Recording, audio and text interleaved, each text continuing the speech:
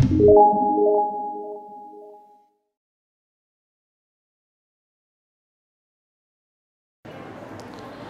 aspirants, this is Sridhar from Srinivasa Institute of Competitive Excellence.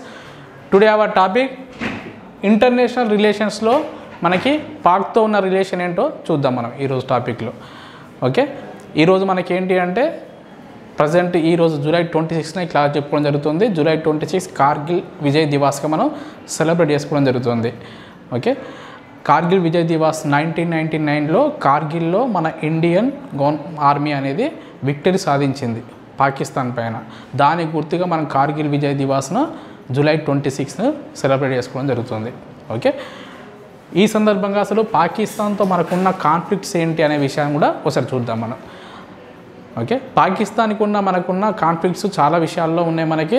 దాంట్లో సిపెక్, China Pakistan economic corridor ఒకటి, and border issues, okay, and terrorism, ఇటువంటి చాలా విషయాలు. And అంతేకాకుండా water disputes, ఇవన్నీ కూడా మనకి పాకిస్తాన్తో ఉన్న కాన్ఫ్లిక్ట్స్. దాంట్లో ముఖ్యమైన ఈరోజు మనం చూడడం జరుగుతుంది.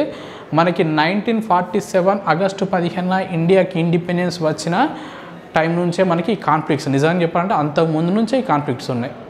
అవి ఏ రూపంలో ఉన్నాయంటే 1906లో 1906వ సంవత్సరంలో మన ఇండియన్ హిస్టరీలో ముస్లిం లీగ్ అనే ఆల్ ఇండియా ముస్లిం లీగ్ అనే ఒక ఆల్ ఇండియా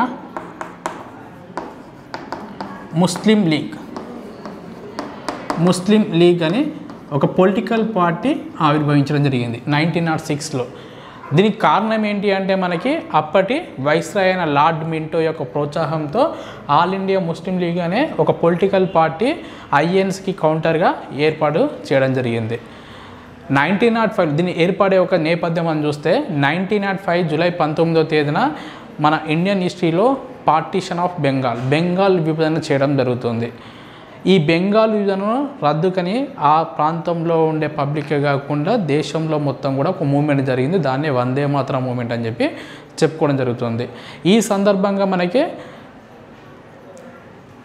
లార్డ్ మింటో అనే వైస్రాయ్ అక్కడ ఉండే ముస్లింలను ఐఎన్సీని వీగియడానికి వాళ్ళకు ప్రత్యేక పొలిటికల్ పార్టీ అవసరం అని చెప్పి వాళ్ళను మనకి ఎంకరేజ్ చేయడంతో 1906వ సంవత్సరంలో ఆగా ఖాన్ అండ్ నవాబ్ సలీలుల్లా అండ్ నవాబ్ మోహసిన్ ఒక డైరెక్షన్లో వాళ్ళ యొక్క లీడర్షిప్లో మనకి ముస్లిం లీగ్ పార్టీ 1906వ సంవత్సరంలో ఏర్పాటైందని చెప్పి చెప్పుకుంటాం. ఓకే, ఈ విధంగా 1906లో మనకి ముస్లిం లీగ్ పార్టీ ఏర్పాటైన తర్వాత దీని యొక్క మెయిన్ డిమాండ్ పాకిస్తాన్ డిమాండ్ కాదు, గుర్తుపెట్టుకోండి. దీని యొక్క డిమాండ్ ఏంటంటే ముస్లింలకి పొలిటికల్ ఐడెంటిటీ కోసం మాత్రమే ఇది ఏర్పరచబడింది అప్పుడు. ఓకే, అప్పుడుండే దీన్ని ఏర్పరిచిన లీడర్స్ మనకి వీళ్ళ యొక్క డిమాండ్ పాకిస్తాన్ అనే ప్రత్యేక దేశం గురించి వీళ్ళు డిమాండ్ చేయలేదు. వీళ్ళ డిమాండ్ ఏంటి అంటే ముస్లింలకు పొలిటికల్ ఐడెంటిటీ కావాలని వీళ్ళ యొక్క మెయిన్ డిమాండ్ అని చెప్పి చెప్పుకుంటారు. ఓకే, ఇటువంటి క్రమంలో 1913వ సంవత్సరంలో 1313వ సంవత్సరంలో ఈ ముస్లిం లీగ్ పార్టీలోకి మనకి మహమ్మద్ అలీ జిన్నా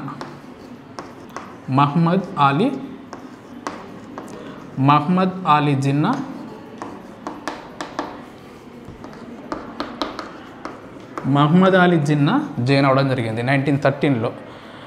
ఓకే, ఈయన యొక్క యాక్టివిటీస్ చాలా అగ్రెసివ్గా డైనమిక్గా ఉండేవి.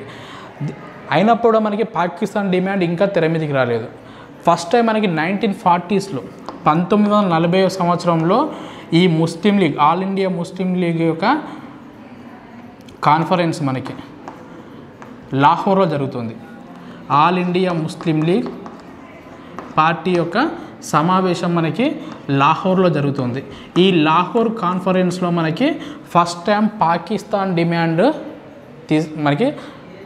డిమాండ్ వాళ్ళ యొక్క ప్రధానమైన గోల్గా మనకి వాళ్ళు డిక్లేర్ చేయడం జరిగింది. దీన్నే లాహోర్ డిక్లరేషన్ అని చెప్పి పిలుస్తాం. లాహోర్ డిక్లరేషన్లో ముఖ్యమైన విషయం ఏంటని చెప్పి చెప్పుకుంటాం. లాహోర్ డిక్లరేషన్లో ముఖ్యమైన విషయం ఏంటి అంటే పాకిస్తాన్ యొక్క డిమాండ్. ఈ విషయాన్ని గుర్తుపెట్టుకోండి. 1940వ సంవత్సరంలో All India Muslim League party లాహోర్లో మనకి కాన్ఫరెన్స్ పెట్టుకోవడం జరుగుతుంది, సమావేశం. ఈ కాన్ఫరెన్స్లో మనకి పాకిస్తాన్ డిమాండ్ చేయడం జరుగుతుంది. ఫస్ట్ టైం పాక్ ఈ పదాన్ని తీసుకొచ్చింది ఇక్బాల్. ఓకే, పాకిస్తాన్ డిమాండ్ మనకి చేయడం జరిగింది. దీన్నే లాహోర్ డిక్లరేషన్ అని చెప్పి పిలుస్తాం. లాహోర్ డిక్లరేషన్. ఈ లాహోర్ డిక్లరేషన్ తర్వాత మనకి పాకిస్తాన్ డిమాండ్ చేయడం జరిగిందని చెప్పి చెప్పుకున్నాం కదా. ఇప్పటి నుంచి ముస్లిం లీగ్ యొక్క ప్రధాన లక్ష్యము భారతదేశం నుంచి మనకి ముస్లింలు ఎక్కువగా ఉండే ప్రాంతం ప్రత్యేక దేశంగా అంటే పాకిస్తాన్ ఏర్పాటుకు పోరాటం చేయడం జరిగింది.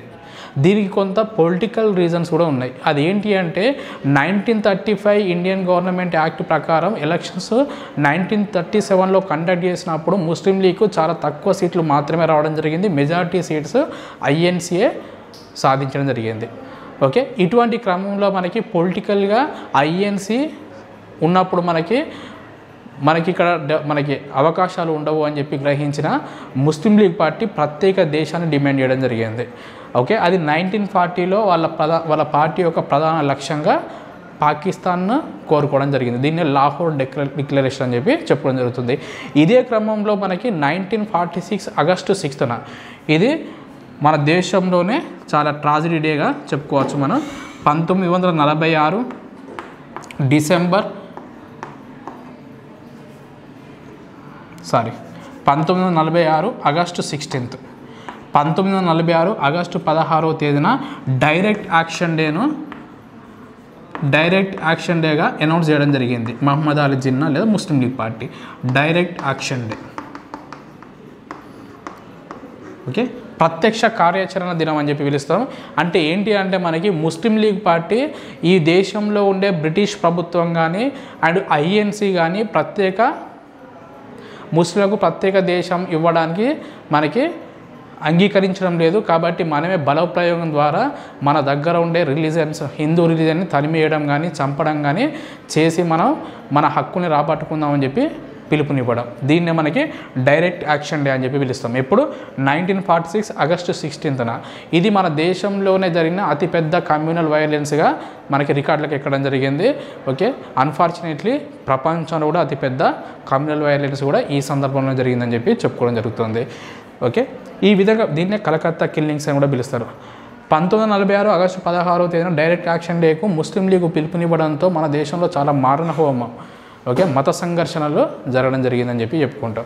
ఈ సందర్భంగా మనకి ఐఎన్సీ కానీ బ్రిటిష్ గవర్నమెంట్ కానీ మనకి తప్పనిసరిగా వారికి ప్రత్యేక దేశం ఇవ్వడమే దీనికి పరిష్కారంగా భావించడం జరిగింది. దీంతో 1947 ఆగస్టు 14వ తేదీన పాకిస్తాన్కి స్వతంత్రం ఇవ్వడం జరిగింది. ఓకే, ఎప్పుడు మనకి ఏ ఇయర్లో జరిగింది? 1947 ఆగస్టు 14న పాకిస్తాన్కి మనకి ఇండిపెండెన్స్ ఇవ్వడం జరిగింది. పాకిస్తాన్కి స్వతంత్రం ఇవ్వడం జరిగింది. ఈ పాకిస్తాన్కి స్వతంత్రం పొందిన తర్వాత కూడా ఈ కాన్ఫ్లిక్ట్స్ ఏమాత్రం తగ్గలేదు. ఎందుకు తగ్గలేదు? ఇంకా చాలా అగ్రెసివ్గా ఇటువంటి మనకి కమ్యూనల్ వైలెన్స్ జరగడం జరిగిందని చెప్పి చెప్పుకుంటాం. దానికి కారణం ఏంటి అంటే మనకి ఇన్స్ట్రుమెంట్ ఆఫ్ అసెషన్ అని చెప్పి చెప్పుకోవడం జరుగుతుంది. ఇన్స్ట్రుమెంట్ ఆఫ్ అసెషన్ గురించి మనం కొంత డిస్కస్ చేయాల్సి ఉంటుంది. అది డిస్కస్ చేస్తే తర్వాత కంటిన్యూ చేయొచ్చు మనం. దీంట్లో భాగంగా మనకి 1947 ఆగస్టు 14 పాకిస్తాన్కి అండ్ ఆగస్టు 15వ తేదీన మనకి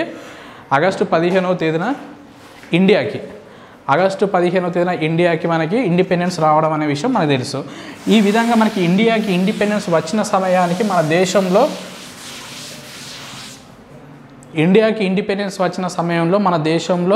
563 ప్రిన్స్లీ స్టేట్స్ ఇంకా ఇండిపెండెంట్గానే ఉన్నాయి. ఓకే, మనకి ఇండిపెండెన్స్ వచ్చే సమయానికి ఇంకా మన దేశంలో 560కి పైగా మనకి ప్రిన్స్లీ స్టేట్స్ అంటే రాజ్యాలు, చిన్న రాజ్యాలు ఇంకా స్వతంత్రంగానే ఉన్నాయి. అవి ఇండియాలో కానీ పాకిస్తాన్లో కానీ మెర్జ్ కాలేదు. ఓకే, అటువంటి సందర్భం ఎందుకు అంటే 1858 ఇండియన్ గవర్నమెంట్ యాక్ట్ ప్రకారం మనకి బ్రిటిష్ వాళ్ళు కొత్త ప్రాంతాలను ఆక్యుపై అయ్యారు. అది వరకు ఆక్యుపై చేసిన ప్రెసిడెన్సీలు మాత్రమే వాళ్ళ పాలన ఉంటుంది. మిగతా స్వతంత్ర రాజ్యాలను వాళ్ళు ఆక్రమించము అని చెప్పి 1858 ఇండియన్ గవర్నమెంట్ యాక్ట్ ప్రకారం చెప్పడం జరుగుతుంది. దీంతో మనకి 563 ప్రిన్సిపల్ స్టేట్స్ ఇంకా ఇండిపెండెంట్గానే ఉన్నాయి. ఓకే, ఈ విధంగా ఇండిపెండెంట్గా ఉన్న ఈ రాజ్యాలు మనకి ఇన్స్ట్రుమెంట్ అసెషన్ పేరుతో చాలా రాజ్యాలు మన ఇండియాలో మెర్జ్ అవ్వడం జరిగింది. Instrument of assertion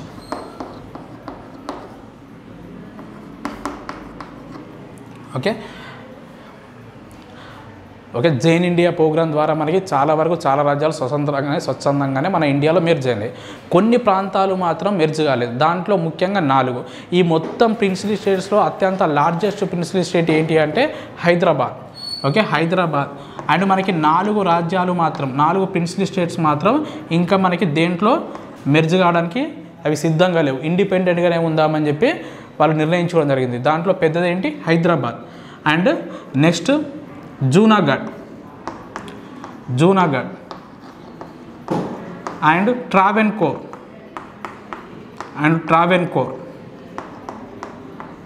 and Jammu Kashmir.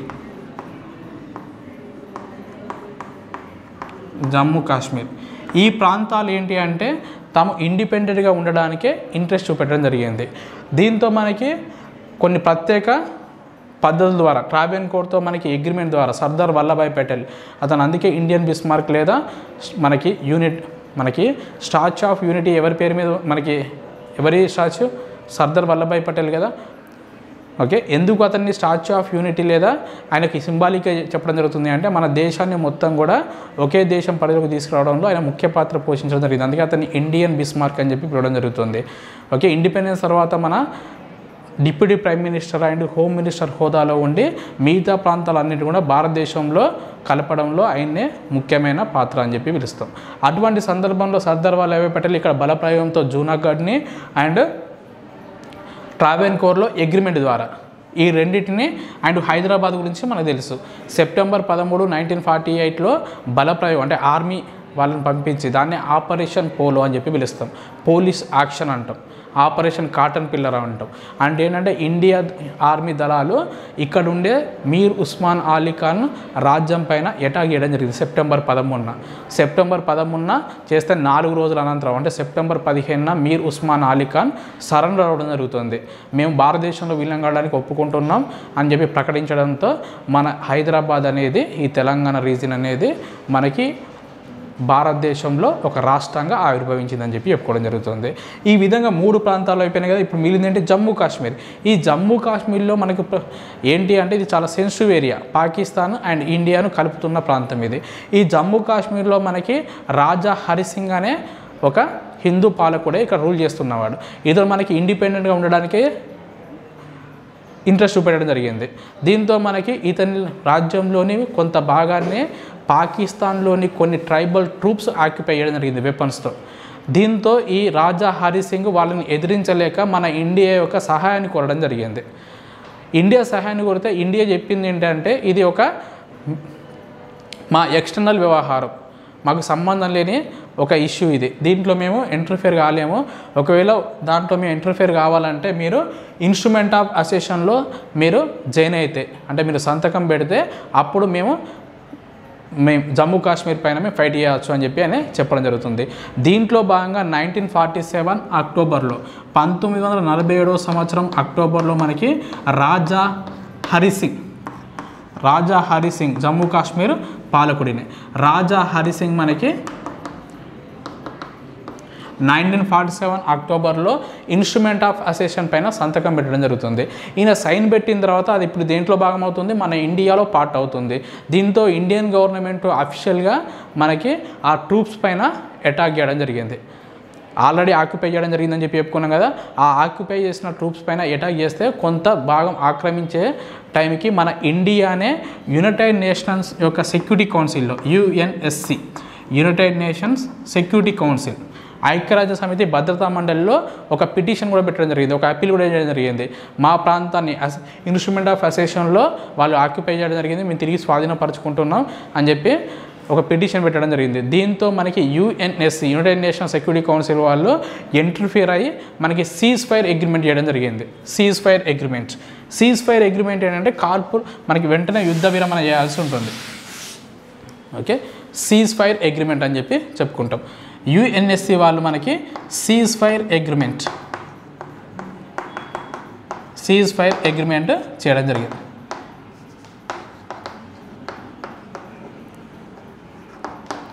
Okay, cease fire agreement చేయడం జరిగింది UNSC వాళ్ళు.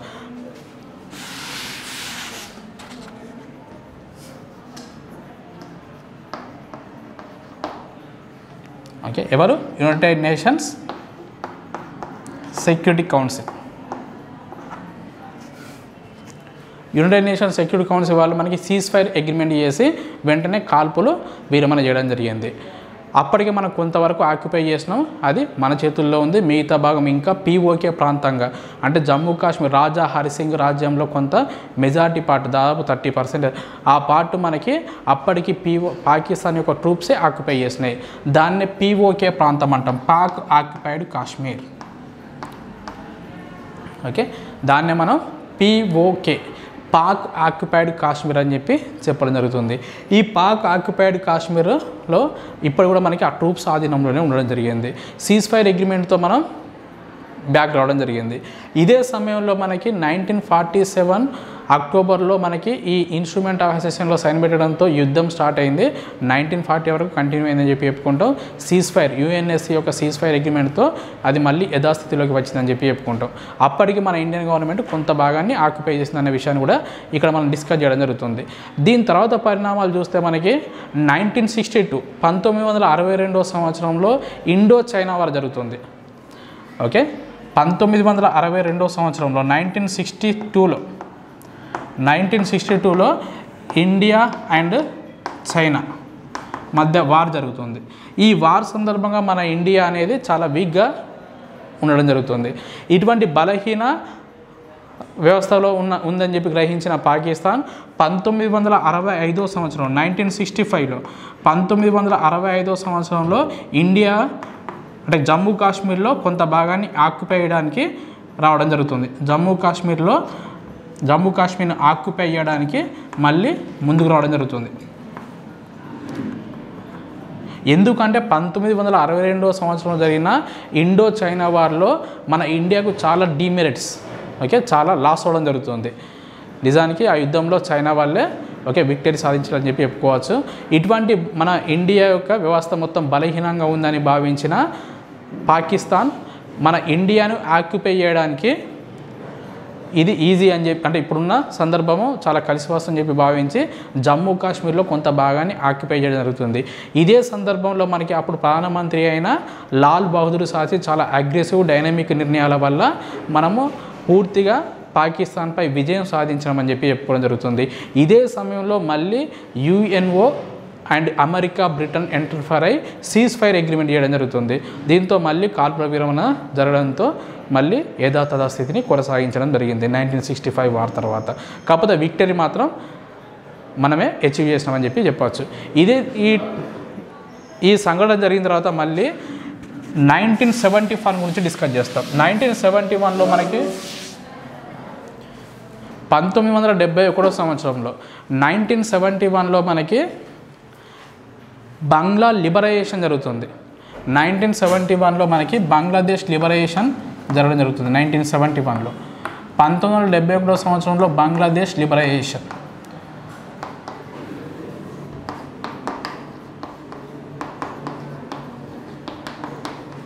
ఓకే, బంగ్లాదేశ్ యొక్క లిబరేషన్ సందర్భంగా బంగ్లాదేశ్ అంటే ఏంటి మనకి ఈ పాకిస్తాన్ అనేది 1947 ఆగస్టు 14 ఏర్పడ్డప్పుడు వెస్ట్ పాకిస్తాన్ ఈస్ట్ పాకిస్తాన్ అని చెప్పి రెండు ప్రాంతాలుగా ఏర్పడింది. ప్రజెంట్ ఉన్న బంగ్లాదేశ్ అనేది ఈస్ట్ పాకిస్తాన్గా పిలువబడింది. ఇటువంటి ఈస్ట్ పాకిస్తాన్ అనేది మనకి వాళ్ళకి ఏంటంటే పొలిటికల్గా కానీ ఎకనామిక్గా కానీ డెవలప్మెంట్ పరంగా కానీ వీళ్ళను కొంత మనకి కొంత బ్యాక్వర్డ్గా చూడడం జరిగింది. దీంతో మనకి సహజంగానే ఈస్ట్ బెంగాల్లో మనకి ఈస్ట్ పాకిస్తాన్లో కొంత అసంతృప్తి ఉంది వాళ్ళ అడ్మినిస్ట్రేషన్ పైన. ఇటువంటి సందర్భంలో మనకి వాళ్ళు అక్కడ ప్రత్యేక దేశం అనే డిమాండ్ రావడం జరిగింది. ఆ డిమాండ్కు మన దేశంలో ప్రైమ్ మినిస్టర్గా ఉన్న ఇందిరాగాంధీ సపోర్ట్ చేయడం జరిగింది. వాళ్ళకి కావాల్సిన డిమాండ్స్ పొలిటికల్గా కానీ అండ్ ఎకనామిక్గా కానీ వెపన్స్ రూపంలో కానీ అక్కడ ఆ డిమాండ్ను మనకి ఎంకరేజ్ చేయడం జరిగింది ఇందిరాగాంధీ. దీంతో మనకి వాళ్ళు ప్రత్యేక దేశం కోసం ఉద్యమించడం జరిగింది. ఆ ఉద్యమానికి సపోర్ట్ చేసిన దేశం ఏంటి అంటే మన ఇండియా. దీంతో వాళ్ళు ఇండియాతో యుద్ధం చేయడం జరిగింది. ఈ ఇండియాతో యుద్ధం చేసే క్రమంలోనే మన ఇండియా అనేది పాకిస్తాన్ను పూర్తిగా అన్ని విషయాల్లో పూర్తి విజయం సాధించిందని చెప్పి చెప్పుకుంటాం. ఓకే, మనకి డిసెంబర్ 4న మనం నావీ డేగా జరుపుకుంటాం కదా. ఎందుకు జరుపుకుంటామంటే ఇదే సందర్భంలో 1971లో కరాచీ పోర్టును మన నావిక దళాలు చేరుకొని పూర్తిగా ధ్వంసం చేసినాయి జీరో లాస్తోని. ఓకే, జీరో లాస్తోని మన ఇండియన్ నావీ అనేది కరాచీ పోర్టును పూర్తిగా డిస్ట్రాయ్ చేయడం జరిగింది. ఓకే, అది మన ఒక అచీవ్మెంట్గా చెప్పుకుంటాం. అందుకే ఇప్పటికి కూడా డిసెంబర్ 4న మనం నావీ డేగా జరుపుకుంటాం. అంటే ఈ యుద్ధంలో మనకి పూర్తి విజయం సాధించింది. అంతేకాకుండా మనకి 1971లో రష్యాతో అంటే యుఎస్ఎస్ఆర్తో మనకి ఒక అగ్రిమెంట్ చేసుకున్నాం, peace and friendship agreements. Okay, 1971లో ఇండియా యుఎస్ఎస్ఆర్తో peace and friendship agreement, peace and friendship agreement. Okay, peace and friendship agreement చేసుకోవడం జరిగింది. ఎవరితో? యుఎస్ఎస్ఆర్తో. ఓకే, ఇదే సందర్భంలో మనల్ని అమెరికా కొంత నెగిటివ్గా చూడడం జరిగింది. ఎందుకు అంటే మనం చెప్పుకున్నాం కదా, మనకి ఎనర్జీ బ్లాక్స్ అనేది ఆ టైంలో రెండింటి దగ్గర ఉండేది. ఎనర్జీ బ్లాక్స్ ఏంటి? ఒకటి యుఎస్ఏ, రెండోది యుఎస్ఎస్ఆర్. ఓకే, యుఎస్ఏకు సపోర్ట్ చేస్తే యుఎస్ఎస్ఆర్ నెగిటివ్ చూసేది ఆ దేశాలని, అండ్ యుఎస్ఎస్ఆర్కి సపోర్ట్ చేస్తే యుఎస్ఏ నెగిటివ్ చూసేది. ఇటువంటి సిచ్యువేషన్లోనే 1955లో బాండుంగ్ కాన్ఫరెన్స్లో మనకి నేషనల్ అలైన్డ్ మూవ్మెంట్ అనే ఒక మనకి ప్రతిపాదన మన ఇండియా తీసుకోవడం జరిగింది. ఓకే, అయినప్పుడు మనకి ప్రత్యేక సందర్భంలో యుఎస్ఎస్ఆర్తో పీస్ అండ్ ఫ్రెండ్షిప్ అగ్రిమెంట్ చేసుకోవడం జరిగింది. దీంతో పాకిస్తాన్కి అమెరికా సపోర్ట్ చేయడం జరిగింది. అయినప్పుడు కూడా 1971 వార్లో మన ఇండియానే పూర్తి విజయం సాధించిందని చెప్పుకోవడం జరుగుతుంది. ఓకే, ఎందుకు జరిగింది యుద్ధం? బంగ్లాదేశ్ లిబరేషన్ సందర్భంగా జరిగింది. ఓకే, దీని తర్వాత మనకి 1972లో ఈ యుద్ధంలో మనం విజయం సాధించడానికి గుర్తుగా 1972వ సంవత్సరం మనం పాకిస్తాన్తో సిమ్లా అగ్రిమెంట్ చేయించడం జరిగింది. 1972 జూన్ 28, 1972 జూన్ 28న మనకి సిమ్లా అగ్రిమెంట్ జరిగింది. సిమ్లా అగ్రిమెంట్ అంటే ఏంటో చెప్పుకుంటాం మనం. సిమ్లా అగ్రిమెంట్ జరిగింది ఎవరికి మధ్య జరిగింది అంటే పాకిస్తాన్ ప్రైమ్ మినిస్టర్ అయిన జుల్ఫికర్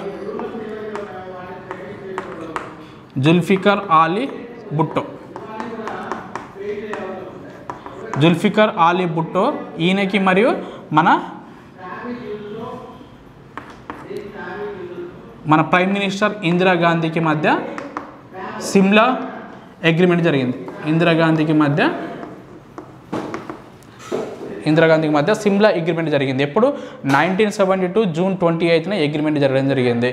ఓకే, జుల్ఫికర్ ఆలీ భుట్టో అండ్ ఇందిరాగాంధీకి మధ్య. ఈ అగ్రిమెంట్ యొక్క సారాంశం ఏంటి అంటే మనకి ఈ జమ్మూ కాశ్మీర్ ఇష్యూ ఏదైతే ఉందో దాన్ని బైలాటరల్గా మాత్రమే సొల్యూషన్ వెతకాలి, అంటే ద్వైపాక్షికంగా మాత్రమే, అంటే వేరే దేశాల యొక్క ఇంటర్ఫిరెన్స్ ఉండరాదు. ఓకే, చాలా ఇంపార్టెంట్ ఇది బైలాటరల్. ఎందుకంటే మనకి ఇంటర్నేషనల్ ట్రీటీస్ అని కూడా స్పెషల్గా ఉంది. ఆ పరిధిలో మనకి ఇటువంటి అగ్రిమెంట్స్ గురించి కూడా వస్తాయి. బైలాటరల్గానే సొల్యూషన్, జమ్మూ కాశ్మీర్ యొక్క సొల్యూషన్ జరగాలి. ఓకే, ద్వైపాక్షికంగా అంటే కేవలం ఇండియా పాకిస్తాన్ రెండు దేశాలు మాత్రమే చర్చలతో ఆ ఇష్యూను పరిష్కరించుకోవాలి, అంతే తప్ప వేరే దేశాల యొక్క ఇంటర్ఫిరెన్స్ దీంట్లో ఉండరాదు అని చెప్పి మనకి సిమ్లా అగ్రిమెంట్ యొక్క సారాంశం. దీనిపైన మనకి తప్పనిసరి పరిస్థితిలో జుల్ఫికర్ ఆలీ భుట్టో సైన్ పెట్టడం జరిగింది. దీన్నే సిమ్లా అగ్రిమెంట్ అని చెప్పి పిలుస్తాం. కానీ ఇక్కడ మనం ఒకటి గుర్తుపెట్టుకోవాలి, ఎప్పుడైతే మనకి ఈ 1971 వార్ జరిగిందో ఈ వార్లో పాకిస్తాన్కి ఒకటి క్లియర్గా అర్థమైంది. అది ఏంటి అంటే ఇండియాను డైరెక్ట్ వార్తో మనం విజయం సాధించలేము. ఓకే, మనకి ఇండియా పైన డైరెక్ట్గా ప్రత్యక్షంగా యుద్ధం చేసి గెలుపొందలేమనే విషయం క్లియర్గా పాకిస్తాన్కి అర్థమైంది. ఎందుకంటే 1965 సంవత్సరంలో భారతదేశం చాలా బలహీనంగా ఉన్న సమయంలో మనం అటాక్ చేసిన ఓటమి పాలవడం జరిగింది. అదేవిధంగా 1971లో బంగ్లా లిబరేషన్ సందర్భంగా అమెరికా లాంటి దేశం సపోర్ట్తో మనం యుద్ధం చేసినా కూడా ఓటమి పాలైంది. ఓకే, కాబట్టి మనం భారతదేశాన్ని డైరెక్ట్గా ఎదుర్కోలేమనే విషయాన్ని వాళ్ళు గ్రహించడం జరిగింది. దీని తర్వాతనే వాళ్ళు ఏంటి అంటే ప్రచ్ఛన్న యుద్ధం అంటాం, అంటే డైరెక్ట్గా చేయకుండా టెర్రరిస్ట్ యాక్టివిటీస్తోనే మన దేశంలో ఇంటర్నల్గా వాళ్ళు ఇటువంటి వైలెన్స్ను ఎంకరేజ్ చేస్తే అన్రెస్ట్గా చేస్తే అప్పుడు మన దేశం అనేది కొంత వీక్గా అవుతుందని చెప్పి వాళ్ళు నమ్మడం జరిగింది. దాంతో టెర్రరిస్ట్ యాక్టివిటీస్ను పెంచడం జరిగింది.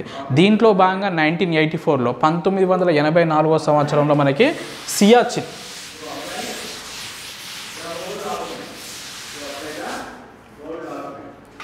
1984లో మనకి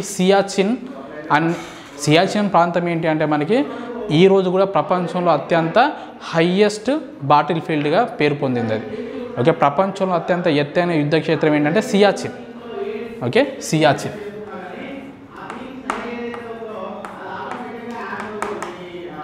Siachen world highest bottle field, world highest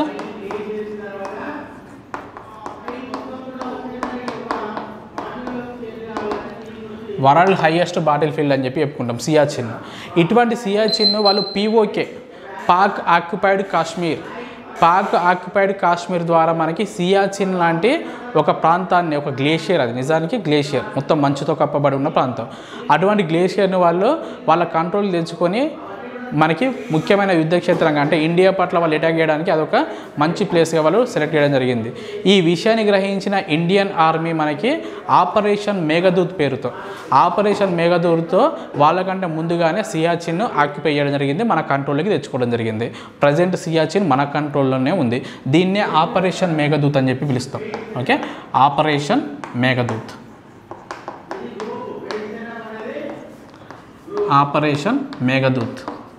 operation Meghdoot అంటే ఏంటి? మనకి సియాచిన్ని 1984లో సియాచిన్ని పాక్ ఆర్మీ దళాలు ఆక్యుపై చేయడానికి మనకి ముందుకు రావడం జరిగింది. ఇదే సమయంలో ఆపరేషన్ మేఘదూత్ పేరుతో మన ఇందిరాగాంధీ ఆర్మీ దళాలను పంపించడం జరిగింది. దీంతో మనకి ఆ ప్రాంతాన్ని, సియాచిన్ ప్రాంతాన్ని మనం ఆక్యుపై చేయడం జరిగింది. అది ప్రపంచంలోనే హయ్యెస్ట్ బాటిల్ ఫీల్డ్, యుద్ధ క్షేత్రంగా చెప్పుకోవడం జరుగుతుంది. ఇది మనకి సియాచిన్ ఇన్సిడెంట్ 1984లో. ఇది కొంత ప్రాంతానికే పరిమితమైందని చెప్పి చెప్పుకుంటాం. దీని తర్వాత కాన్సిక్వెన్సెస్ గురించి ఇప్పుడు చూస్తాం.